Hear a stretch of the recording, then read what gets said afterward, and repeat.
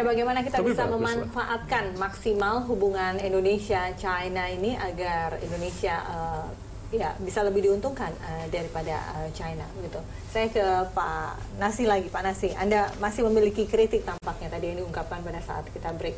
Silakan, Pak. Tadi saya ingin menyambung yang disampaikan oleh Pak Satria tadi itu bahwa tadi diusulkan agar ada peningkatan kualitas agar kita bersaing. Itu semuanya kan sesungguhnya bertumpu pada kebijakan pemerintah. Sementara sekarang ini kebijakan politiknya nggak ada gitu. Tidak ada perlindungan pemerintah kepada petani misalnya.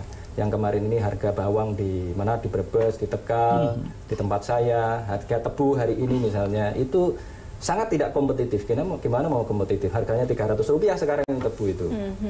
Bahkan bawang kemarin itu harganya sampai Rp2.000 dari petani yang digunakan untuk memanen aja nggak bisa misalnya. Biayanya itu nggak cukup sehingga mereka kemudian membiarkan bawangnya itu di sawahnya gitu, tidak diambil. Nah, kemudian soal apa misalnya teknologi misalnya ya. SMK misalnya sampai hari ini juga nggak ada gitu. Ini kritik yang agak keras sedikit ya. SMK kemudian ini teknologi yang simpel aja. Teknologi yang simpel misalnya handphone misalnya nggak ada handphone yang diciptakan oleh anak bangsa ini. Ini karena apa? Menurut saya simpel. Itu karena kebijakan politik pemerintahnya yang tidak berpihak kepada pengembangan teknologi dalam negeri. Intinya kan begitu.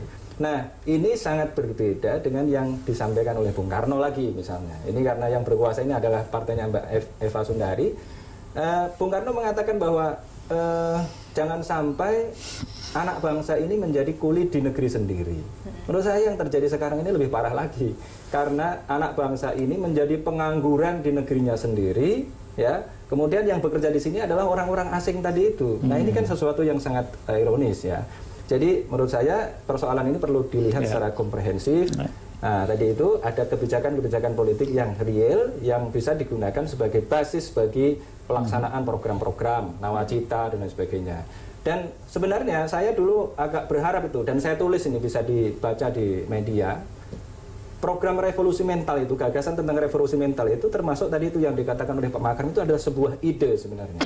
Tetapi kan sama, bagaimana mau revolusi mental gitu ketika pemimpinnya sendiri tadi itu tidak memiliki mentalitas tadi itu yang kuat, yang tadi itu bisa bermain berselancar di antara kekuatan-kekuatan besar tadi itu Amerika, Cina, kalau misalnya masih Uni Soviet dihitung sedikit-sedikit misalnya. Nah, ini tidak ada di sini nih. Mentalitasnya itu tadi masih mentalitas yang berada pada posisi inferior. Jadi kalau keinginan Anda idealnya seperti apa? Kita say no terhadap Amerika, say no terhadap China, kita benahi di dalam negeri. Sanggupkah begitu APBN kita? Sanggupkah semua sumber daya? Makanya tadi saya menyebutnya tidak langsung no kan, tidak say no, tetapi berselancar. Tadi yang kita bicarakan tadi kan juga Anda berselancar. Saat ini belum berselancar ya? Iya. Belum saya berselancar. Kira posisinya tidak berselancar gitu, karena tadi itu, karena saya melihatnya ada orang-orang yang diuntungkan dengan kebijakan-kebijakan yang tidak ada tadi itu. Siapa itu? Misalnya ya, kenapa harus impor misalnya tadi itu bawang itu, kenapa harus gula harus impor misalnya, itu kan pasti ada pemain-pemainnya di situ, yang kemudian mereka mengambil keuntungan dari situ sehingga menutup kebijakan-kebijakan politik yang bisa melindungi petani, yang bisa memberdayakan petani. Nah itu. Posisinya kan di situ, jelas sekali di situ. Nah, ini tidak terlihat ya, tetapi bisa dirasakan. Ini seperti angin lah kira-kira. Bisa dirasakan, tapi tidak bisa dilihat dengan mata. Nah, Mbak Eva silakan Mbak Eva. Sebetulnya kalau urusan proteksi DPR yang paling cerewet ya. Kemarin Komisi 11 itu ketika diminta untuk tanda tangan AFAS itu Pak, yang perbankan itu kita juga minta berbagai pasal untuk proteksi. Bahkan sampai ke angkanya itu kita minta. Kemudian kalau dibaca di media, bagaimana pemerintah menjamin untuk tidak impor daging ayam dari Brasil, lalu daging sapi dari dari Australia dan seterusnya, itu kan eksplisit dinyatakan. Tapi memang kita akan mewarisi sistem ekonomi walaupun di konstitusi itu Pancasila, tapi selama 30-40 tahun ini kan belum seperti itu gitu. Jadi kepada kapitalis ya, makanya mau kita harus akui hal itu. Mau nggak mau harus ada transformasi. Dan transformasi itu sedang dilakukan walaupun tidak bisa maksimal wujudnya saat ini. Tapi paling tidak misalkan Laut Cina Selatan itu sekarang sudah disebut Laut Natuna ya Pak ya. Itu kan karena negosiasi kita. Jangan diklaim dong punyanya Cina. Ini punya Indonesia juga gitu loh. Nah, itu salah satunya. Atau negosiasi yang ada di Freeport. Itu kan sampai kita diancam, ditekan. Kita lanjutkan begitu. Tidak kemudian ikut royalti 1% warisan tahun 50-an. Kita lawan seperti itu. Jadi menurutku ya harus ada kesabaran revolusioner juga. Kesabaran Karena pembenahan itu kan nggak bisa, kita harus tumbuh ekonominya, tapi sementara kita tidak mempunyai syarat-syarat untuk tumbuh seperti tadi 8%, karena faktor eksternal ternyata kan lebih mempengaruhi daripada internal. Begitu harga komoditi rendah, kita kelabakan yang harusnya 7, 5,1 gitu. Jadi ada faktor di luar diri kita yang tidak bisa kemudian ceteris paribus terwujud begitulah. Oke, dengan serta-merta dan secepatnya begitu ya, butuh waktu. Pak Makarim, begitu. Kalau kita bicara demokrasi, yang kita inginkan adalah kerjasama yang mutual agreement, begitu, yang sama, setara, begitu. Tapi ada beberapa contoh di beberapa negara yang begitu sudah sangat disayang oleh China, maka kemudian demokrasinya menjadi hancur. Kalau kita lihat ya bahwa semua perjanjian, semua kesepakatan, baik itu memorandum of understanding, agreement dan sebagainya, itu kan harus dilakukan secara sukarela. Ya, tidak dibawa tekanan. Tidak bawa tekanan dan juga tidak ada istilahnya pemaksaan dari satu pihak kepada pihak lain. Ya, nah, oleh karena itu kuncinya kita itu harus senantiasa jeli dan cermat melihat draft-draft daripada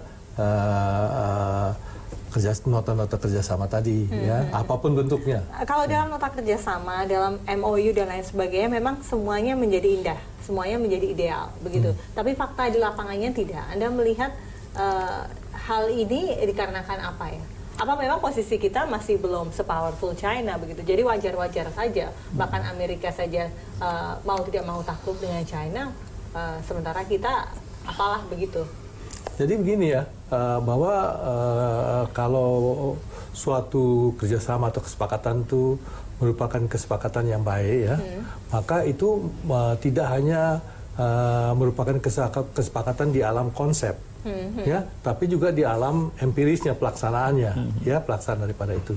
Nah, kalau kita itu menjadi pihak negara, bagian pihak daripada kerjasama itu yang teliti, ya, dan maka yang diperhitungkan atau yang dilihat atau yang diperjuangkan itu bukan hanya kalimat-kalimat yang sifatnya seharusnya, ya, tapi juga harus dilihat juga bagaimana di dalam pelaksanaannya itu juga jangan sampai ada lubang-lubang yang ada, ya. Nah, itu pada waktu kita sebelum kesepakatan ditutup itu pasti ditanya apakah draft ini merupakan suatu draft yang bisa diterima oleh negara Anda, ya. Nah, kalau kita bilang bahwa kita ada masalah di sini, masalah di sini, masalah sini, ya, maka itu merupakan hak kita untuk mengatakan, ya. Nah, kalau misalnya kesepakatan itu ada 25, ya, dan ternyata yang baik itu cuma 22, ya, kita mikir kalau kita tidak terima, itu merupakan suatu hal yang merugikan kita, karena yang kita nggak cocoknya cuma di 3 paragraf misalnya. Nah, kita itu bisa melakukan apa yang namanya reservation, ya, reservation. Jadi kita itu menerima kesepakatan ini, ya, tetapi dengan reservasi apa yang ada. Nah, reservasi itu ada bentuknya 2, ada yang namanya blanket reservation dan ada yang namanya reservation telanjang itu, ya.